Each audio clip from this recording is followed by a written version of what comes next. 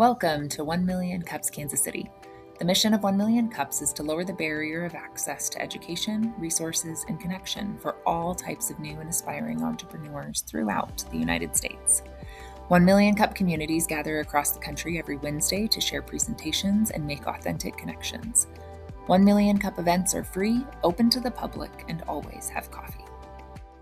We want to thank everybody for being here, and of course, we're very appreciative to the Kauffman Foundation for providing the space for us, providing the coffee, providing the cookies. And of course, they were the people that started the Million Cups, more than a decade ago. And right now, there's about 120 groups meeting all over the country that do this. We have our first 1 Million Cups in Spanish in the Kansas City area. But it's kind of cool. And just a little bit about the Kauffman Foundation. The Kauffman Foundation works with communities and entrepreneurs and education to increase opportunities that allow people to learn, take risks, and to own their successes. It's really important. And with the emphasis on all people, that's a really important concept. I talked to a few people who are new here today. Who's new at 1 Million Cups? All right. And please, reach out to the new people that people want to meet you and talk to you. So please do that. And we'll have some time at the end of our session for you to chat with each other. It will be we need to leave the room today at 11 a.m. So we'll be clearing out at 11 a.m. today, but you'll have some 45 minutes or so or more to chat with each other. So you're welcome. And so our mission of 1 Million Cups is to lower the access of education, resources, and connection for all types of new and aspiring entrepreneurs throughout the United States. And today, actually, we're having a little bit different format. We usually have 2 entrepreneurs talk, but today we're having a resource talk for people, and that person will be speaking the whole time. So our organization is volunteer-led. We're designed to educate, engage, and connect entrepreneurs. And our typical format, when you come back here next week, is we'll have 2 entrepreneurs talk. They'll talk for about 6 minutes, and we'll have 20 minutes of Q&A. And during that time, we're really wanting people not to think of like a Shark Tank type situation where you're questioning people and being critical. But it's more we want people to have curiosity, and when you're talking to people and asking questions and really support them, support the community with them. So this is volunteer-led. I'm a volunteer. In fact, I've got to step out a little early today. My day job is interfering with my volunteer work. So I'm sure people have that experience. And we have several volunteers throughout the room. Raise your hand, Celeste. And so we really appreciate that. And so a lot goes on behind the scenes.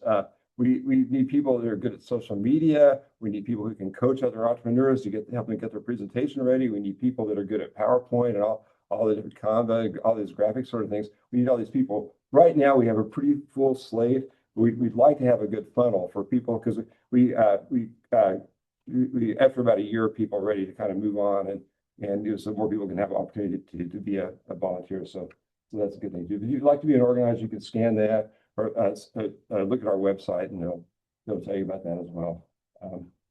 And so our principles are, as stated earlier, to support entrepreneurs. And again, we like for you to offer thoughtful, constructive questions to understand and help. Now, today is going to be a resource person, so that might be a little bit reversed today. So we want to focus on curiosity over criticism, collaboration over critique, and give people actionable and kind feedback. Okay. And so we'll get started here in just a second. Please silence your cell phones. If you need to take a call, please step out in the hallway. And if you're by an open door, be mindful of that. There might be somebody meeting in that room, and they might be hearing your conversation in that room. So please be mindful of that. Okay. So we have our person today. Again, this is a resource day. We're going to ask Mickey Parker to come on up here and give it away.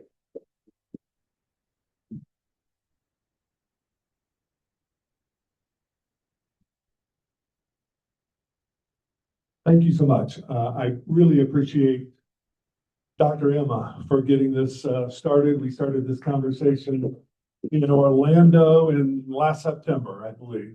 And then, of course, the volunteers who, organizers who helped do the details and get it put together. So I appreciate the opportunity. What we're going to talk about, unlocking retirement funds to start or buy a business without paying taxes or penalties. Again, Mickey Parker, I'm the owner of Accelefund. We are a national ROBS provider, and we'll talk about the term ROBS here in a little bit. Been helping entrepreneurs use retirement funds since 2011. I am a licensed CPA and basically been controller and CFO for small entrepreneurial companies for most of my career. Why am I standing here? Actually, I do serve as both roles. I'm a resource partner, but I am a new business owner. The company that I've been running for the last 14 years, Accelefund, I just purchased that business back in November.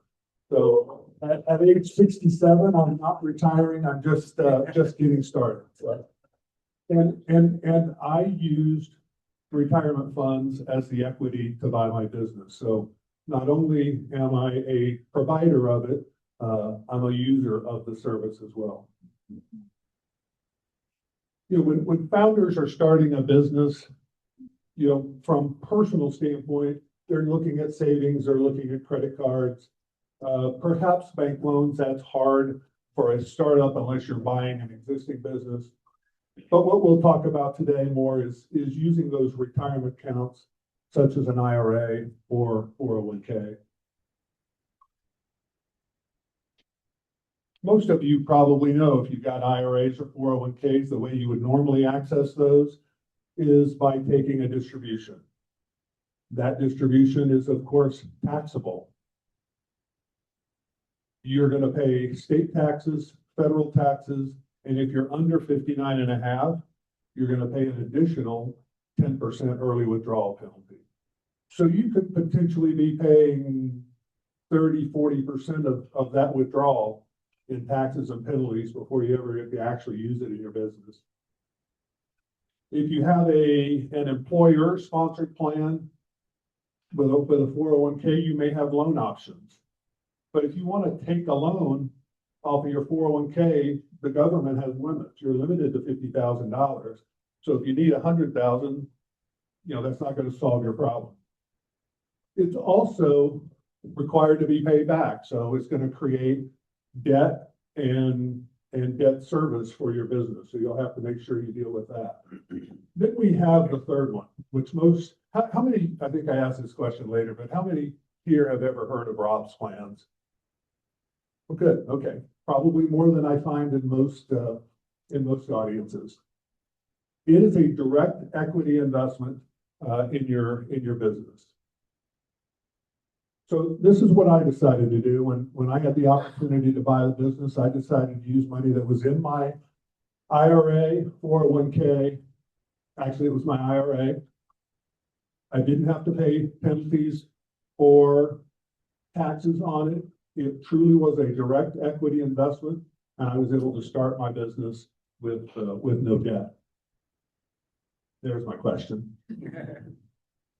Think of it this way. Here's what a ROBS plan is.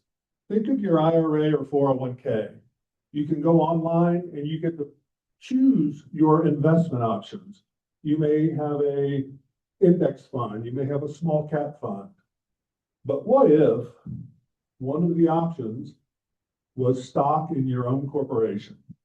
That's essentially what a ROBS is. You're choosing to invest your retirement funds in your own business rather than stock of another business or mutual funds. That's what makes this a non-taxable event. You think about, how can I use my retirement plan without paying taxes? Because the money never leaves the plan. It stays in the plan. You're just investing it in a little different option.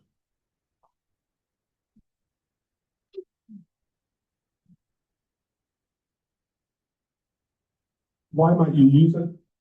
Again, This is very repetitive. You can start your business tax-free. You don't have to pay penalties or early withdrawal penalties or taxes on using that money. It becomes an equity investment. It is not a loan. Again, it's an equity investment. You're not borrowing from that 401k, so there's no repayment required. I have clients who did this in 2004, 22 years ago, that are still clients of mine. They're still running their business. No notes to sign, no equity. And we can use it as an equity injection for an SBA loan. We see this where somebody wants to buy an existing business. The SBA lender is going to want 10, 15% as equity. I had a client who went and bought $1 million business, needed $150,000. He took the money from his retirement account, used it as equity to put it into his corporate checking account and use that to then buy that business. When I talk to people about using their money for and not having to pay taxes on it, a lot of people will say, oh, okay, that's a self-directed IRA. If they've heard of self-directed IRAs, this is not a self-directed IRA. They are very similar, but they're different use cases. With a self-directed IRA, you cannot own more than, I believe, 49% of a business. Angel investors, a lot of times, will use a self-directed IRA because they're only buying 10%, 20%. They are also not managing the business. You can't do that with a self-directed IRA. With a ROS plan, you're going to be running your own business. So that's one of the differences. Also, with a ROS plan, you have to be an employee of the business, where a self-directed, you cannot receive any type of payment. So it's not a self-directed IRA. So how does the process work? By IRS rule, it has to be a C Corp. The entity that gets funded by the ROS plan must be a C Corp. It cannot be an LLC because an LLC does not issue stock, which is the definition that the IRS uses. An S Corp issues stock, but a retirement plan trust cannot be a shareholder of an S Corp. So it eliminates the two things that are required. So that's why the C Corp is the only option for the entity. You set up that new C Corp. That C Corp is then going to adopt its own retirement plan, 401k profit sharing plan. So after the first two steps, you really have an unfunded company with an unfunded retirement plan. So step 3 is you're going to do the rollover. Now you're going to take your IRA, 401k, 403b, whatever type of retirement account you may have, you're going to roll it over into this new plan. Once it's there, that's when you're going to say, Mickey, I don't want to invest in traditional mutual funds or publicly held stocks. What I want to do is invest in the stock of that C Corp we just formed. Kind of from that list that I showed earlier. Your option is to invest in the stock of the business. The money actually gets transferred out of the retirement account into the company's checking account. And now you have a funded corporation. In exchange, your corporation is going to issue your retirement fund a stock certificate, because your retirement plan account, not you personally, but your retirement plan account is the owner and shareholder of that business. That process generally takes 2 to 3 weeks to get you from where you are today to a funded corporation. The one item that could prolong that period is how quickly your current custodian responds, how quickly they respond to your request to do the rollover. That's where the slowdown may take place. Like when I did mine, my funds were at Vanguard. I requested the rollover. They processed it and mailed a check. So I had mail time in order to get the check, and they mail it to my home address, and then we got it into the retirement plan. But 2 to 3 weeks normally works in most cases. Now, isn't this the question everybody has? Rob's plans have actually been authorized by law for 50 years. 1974, when ERISA was adopted, the IRS code and ERISA both allowed for the investment using retirement funds to invest in the stock of the company that is sponsoring the plan. However, the problem that there were other laws that restricted it. It wasn't until 1992 that employers were required to allow direct rollovers out of employer and company retirement plans. So prior to 92, yeah, you had that opportunity, but you couldn't get your money out of the previous plan. In 2001, they actually changed the law where you could roll over from an IRA back to a employer-sponsored plan.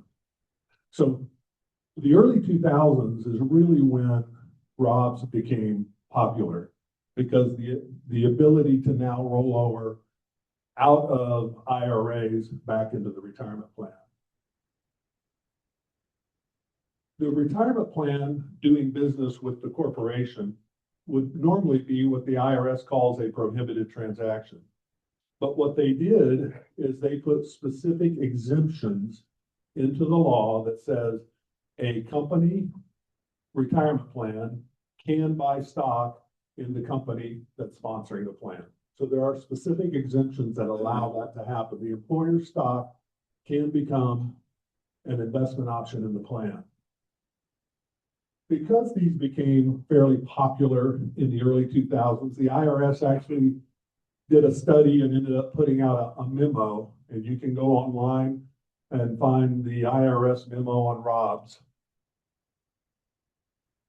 Primarily what they said is, yes, you can do this, but here's the issues that we have with it. And so that's why compliance becomes a big deal. People were rolling money into the corporation, but never actually starting a corporation and just using the money. Obviously, the IRS didn't like that.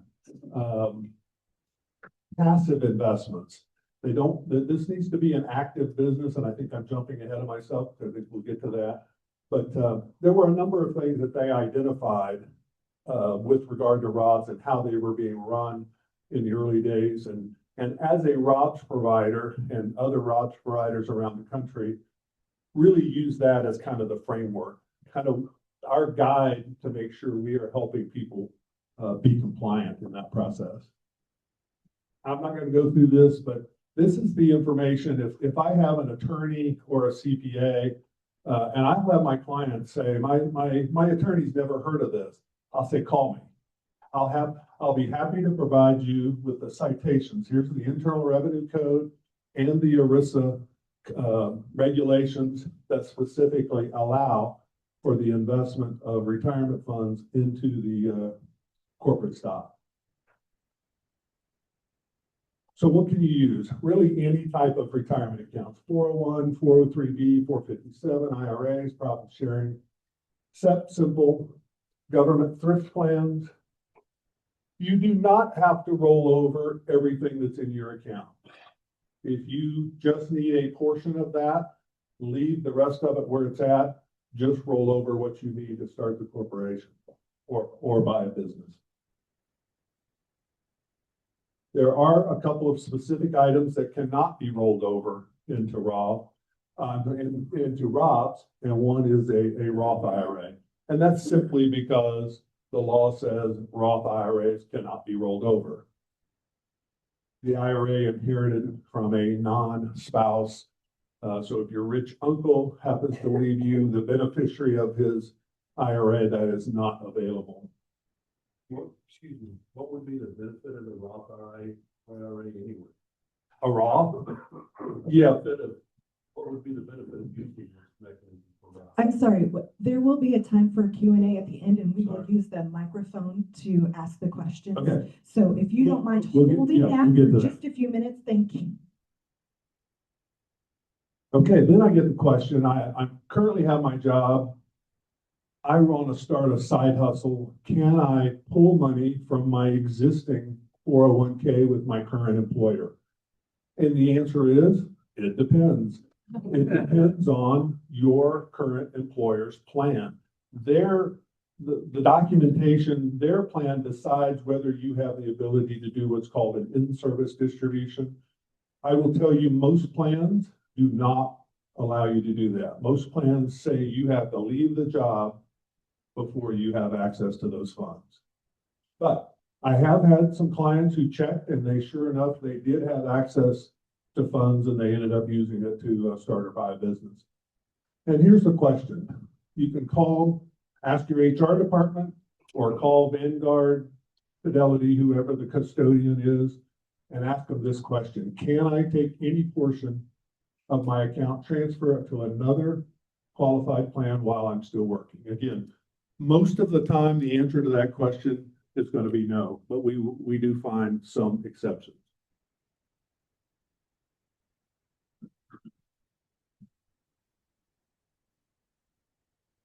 What type of business can you start? Basically anything that provides goods or services. Certain exceptions, for whatever reason, they don't want you doing lending. The reason is the one in red. It cannot be a passive type investment. You don't want to use roll money into Rob's and then say, okay, I'm going to use that money to loan to another business or loan to a friend for his. You need to actively be engaged in selling or buying goods or services. So passive investing, passive investing, where we do see it work, and because the person wants to be active, is buying an apartment building. Now, this might not be, Rob's may or may not be the best option for that, but you can do that as long as you are going to be actively managing that property. If your intent is to just buy it and turn it over to a property manager, then we're back to passive, and it wouldn't be a good option.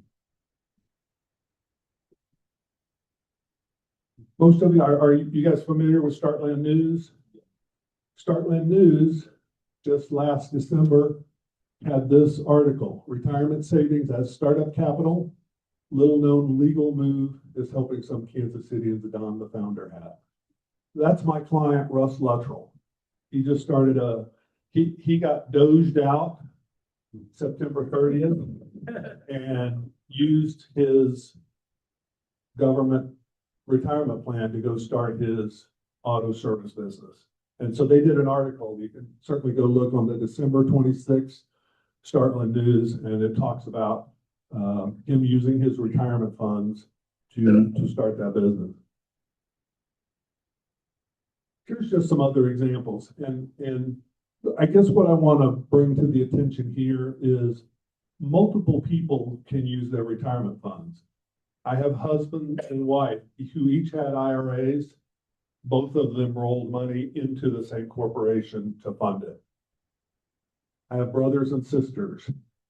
I have two sisters here in Kansas City that have done that. So you can have multiple people. I have in Wisconsin have 3 partners who went together. So you can have multiple people roll their money over to invest in the business.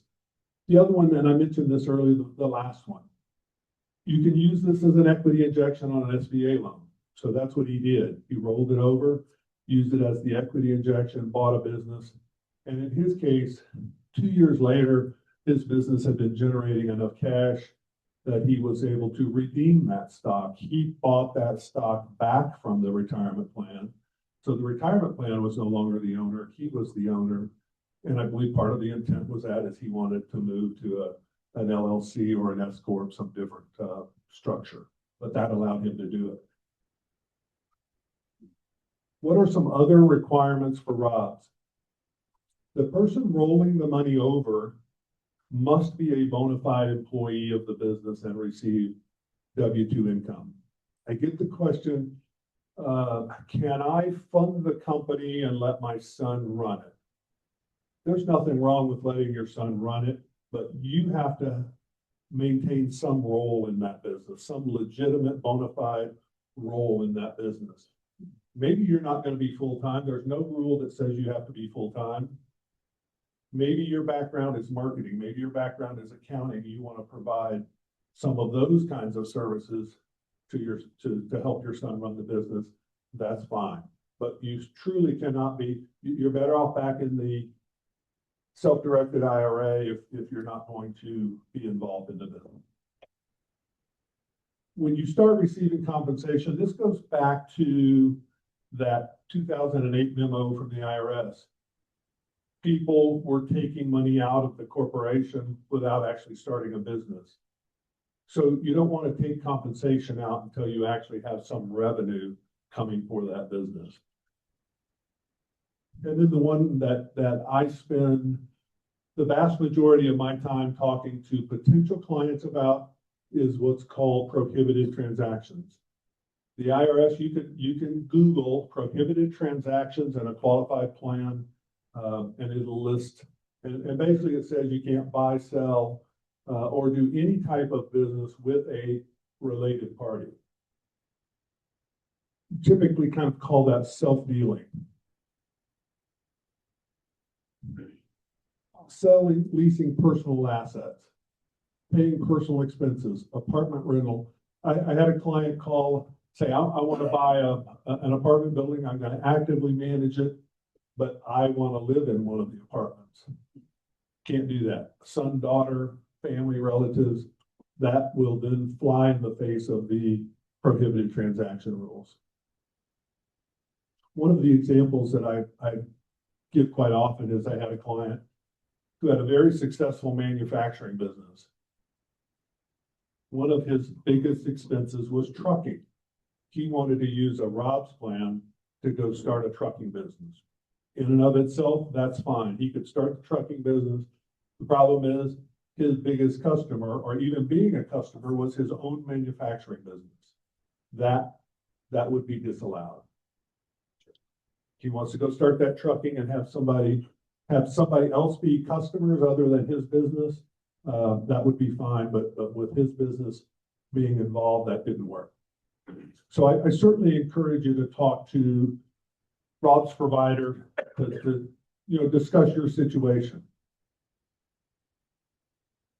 Using the SBA back in 2020 actually formally recognized Rob's as a source of an equity injection.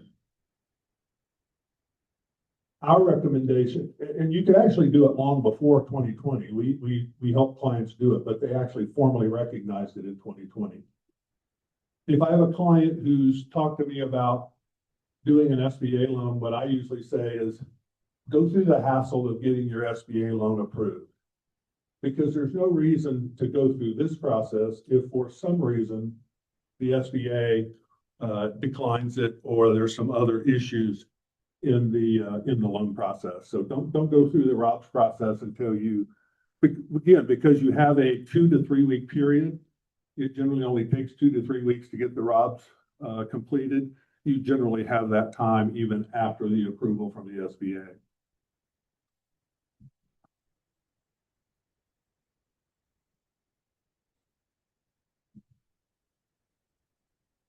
Can you use it to capitalize an existing business? The answer is yes, but you got to follow the rules.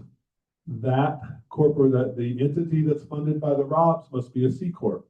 Most of the people who ask me that question have LLCs. Is it possible, what I have had some clients do, form the C Corp? They contribute their LLC they basically give their LLC to the C Corp. So now the C Corp, so the LLC stays in place. You're just not personally the owner of the LLC, the C Corp is. So now you can fund the C Corp, and as long as it is a 100% owner, the C Corp 100% wholly own that LLC, then the process can work. You are required to obtain an appraisal of that existing business. The IRS rules say that when a retirement plan buys stock, they have to pay no more than fair market value. How do you determine the fair market value of a closely held corporation? You have to go get an appraisal to do that. And again, talk to CPA legal advisors. And we can generally try to direct someone to an affordable appraiser, if they have this situation. So what's the process? I highly encourage you to use a ROPS provider. That's what my company does. There's not a lot of us around the country. There's a couple of very large, one on the East Coast, one on the West Coast, and some others. To my knowledge, we're the only one generally in the Midwest. The setup fee is around $5,000. It varies. But most of the big ones charge $5,000. I think we're at $4,500. And therefore, because of that, there's a minimum amount that you have to roll over, and that's $50,000. It is just not economically feasible to roll over $20,000 and pay a $5,000 fee for it. You're probably better off paying the taxes and penalties on that type of a rollover. But once you get beyond that, you know, a $100,000 rollover at 30% in taxes, and this is going to cost you $5,000, you're going to save yourself $25,000. You are putting a retirement plan in place.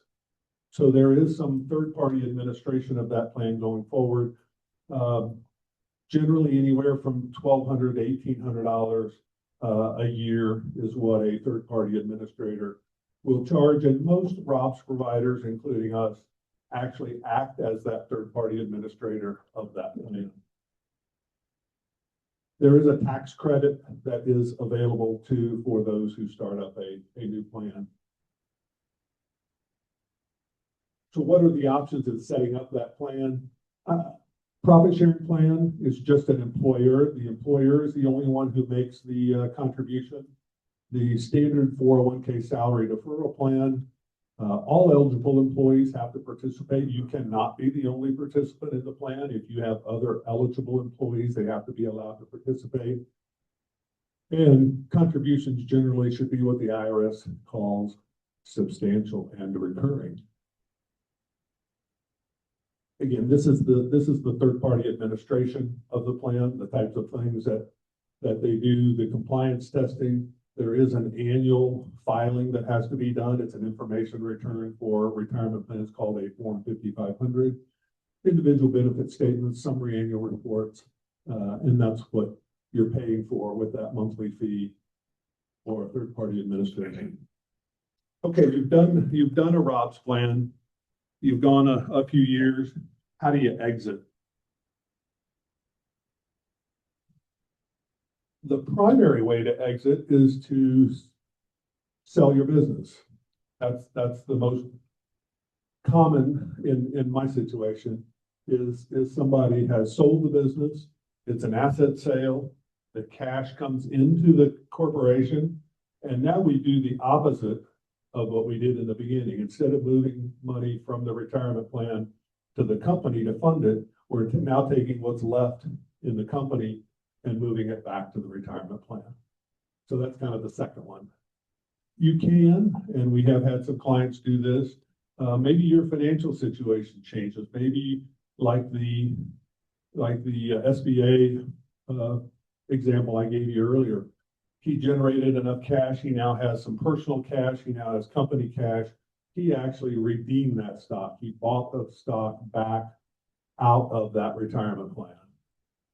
When you do that, you have to buy it back at no less than fair market value.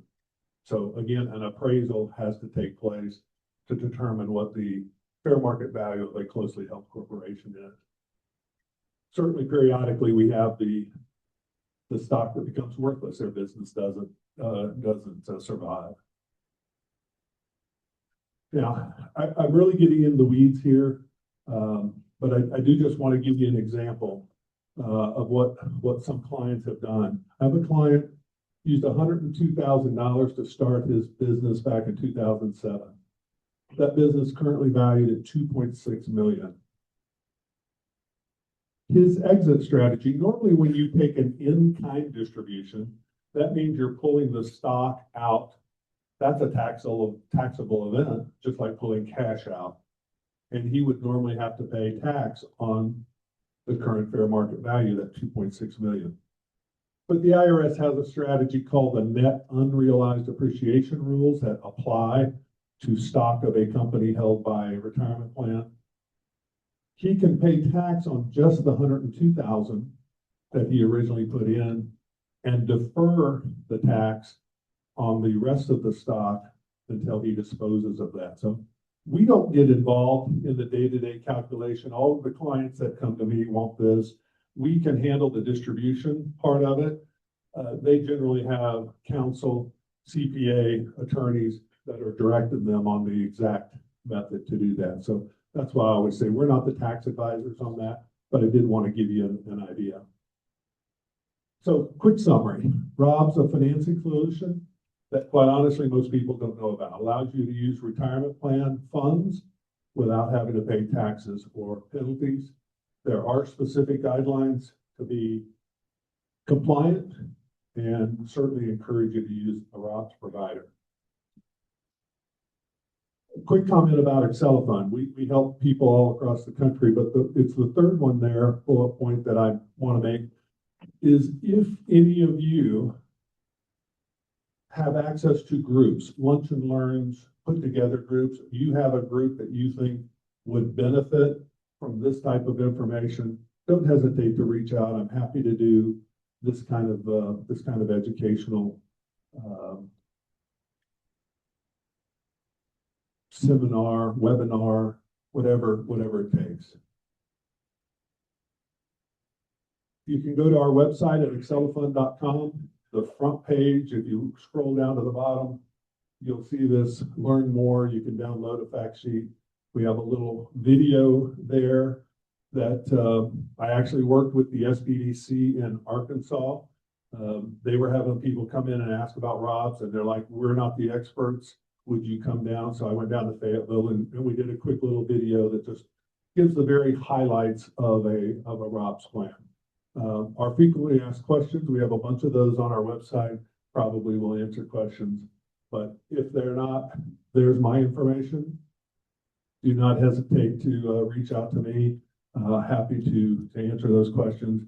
I do have some brochures, little trifolds that we can hand out as well to give you that information. So thank you so much. I appreciate the opportunity to.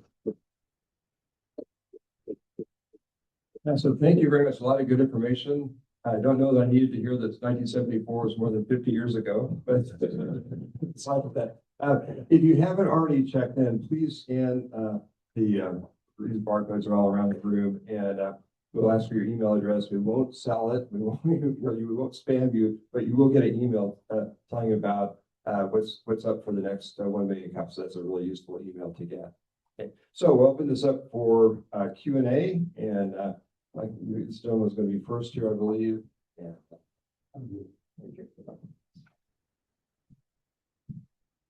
Great presentation, very clear, really appreciate the thought you put into how you convey your information. I specialize in that, so I can really see it. The question I have is, regret, because I wish I'd known about this. Well, I can't tell you how many people I've gone to networking events who, when I talk to them about it, say, I wish I had known you 3 years ago when I pulled this money out and paid all the taxes. Yeah, so that's not my question. That's a comment before my question, which is, and I think you implied that this is accurate. When your account, your 401k or whatever, invests in your business, can it be all the funds in it, or does it have to be a certain percentage that's permitted? You would know what I'm saying? You can roll over whichever. If you've got $500,000 in an account, but you only need 200,000 to start the business, you can just roll over the 200,000. I have some clients who might roll the entire 500 over, put 200 in the business, and then put the 300 in traditional retirement plan investments, like mutual funds. Because in your slide, you had all these, when you did your 4 examples, Yeah. you had all these other businesses, these funds that your IRA or 401k is investing in, and then your business is one of them. Right. but could it be just your business? It can be, Yeah. yes. Thank you. You know, it comes back to some retirement planning, diversification. Do you really want to put 100% of your retirement funds into one business? You know, normally they tell you to spread it out over multiple investments. But the answer is yes, you could invest the entire thing in your own business. Mickey. Down here, can you get there? Great presentation. I love this. I think you've exposed a lot of people here to something new and different. Right. You said. It seems to be there's a learning curve to this. And, you know, you've done a great presentation here to introduce us, but is there more? Is there something? Can we get this information online? Or do you have seminars that teach this? Yeah, well, very similar to this, I've done webinars. California SBDC, I was on a webinar and it was an hour presentation, kind of digging deep into that information. Quite honestly, our website, particularly under the frequently asked questions, we've got a bunch of frequently asked questions on there that generally will guide you to the answers you're looking for. But I spend a lot of time, quite frankly, on the phone with potential clients, people who just call. I heard about this, my banker told me, whatever the case may be. And we just spend a lot of time just walking through what they do, what they want to do. What I'm looking for most of the time is that prohibited transaction. Make sure that they're not doing something that's going to cause them some problem down the line. So yeah, and other clients, I mean, other ROBS providers, Guidant Financial is, if people are familiar with ROBS, then they can, they have tons of information on their website as well. Yeah, and when you were talking about ROBS, I did a search on the internet and I got IRA Financial or IRS. Yeah, I think it's IRA Financial. There's a couple of, yeah, Guidant and Benetrends are probably the two largest, and then there are then there's the rest of us. Hi, Mindy McVeigh. Thank you so much for the presentation. This is absolutely something new to me. Currently with my business, I own Midnight Garden Publishing. We are sole proprietor LLC, but we are working towards turning into an S Corp. I have a partner who also has her own editorial company LLC. At some point, we would like to, you know, volunteer our LLCs into the S Corp. Is that something that it has to be sole proprietorship for the S Corp, or can both of us own into that and put our own retirement funds into it? You can have multiple owners. So yes, you can each put money in. And each put, I guess if you each have two LLCs, the contribution of those LLCs into the C Corp is something you would do on your own or with the advice of counsel. Then you would come to us and say, hey, we have a C Corp. I own 100 shares. My partner owns 100 shares. We had the business valued at $100,000, and then we want to roll money over, and then we can go from there. Thank you. Yes. She said S though. I'm sorry. It's gotta be a C Corp. You cannot do an S Corp. Yes, I'm curious, are there any profitability requirements? Can you lose money every year or so many years or? Yeah, again, to my knowledge, there's never been an issue with continuing to lose money. Other than you go out of business at some point. But you know, I guess the IRS may come back at some point and say, is it a hobby or is it a business? You get the hobby loss rules. But if it's a legitimate business, I have a gentleman who runs a pizza shop and he has a profit sharing plan. So every year we ask him, do you want to make a contribution? Is the company going to make a contribution to the retirement plan? Oh, we've operated at a loss. We can't make a contribution. So. Didn't mean to be negative, sorry. No. You're making great information. I went down this path with a few years ago. Okay. Was going to acquire a business and I decided not to pursue it, but I wound up spending the $5,000 though, so that was tax deductible. Question for you though, we're really wondering what led you at the young age of 67 to take this path?